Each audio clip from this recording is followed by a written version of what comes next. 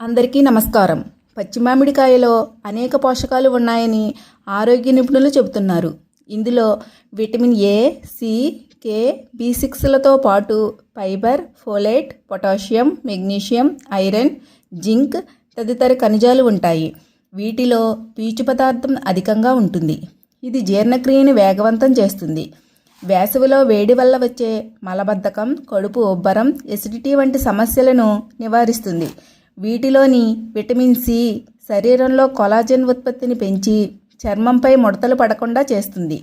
వీటిలో iron, zinc జుట్టు కుదుళ్లను బలంగా చేస్తుంది. వీటిలోని ఫైబర్, పొటాషియం రక్తపోటును అదుపులో ఉంచి రక్త ప్రసరణను మెరుగుపరుస్తాయి. తద్వారా గుండె ఆరోగ్యంగా ఉంటుంది.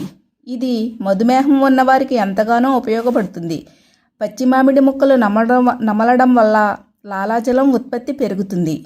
ఇలాంటి మరిన్ని చిట్కాల కోసం సబ్స్క్రైబ్ చేయండి.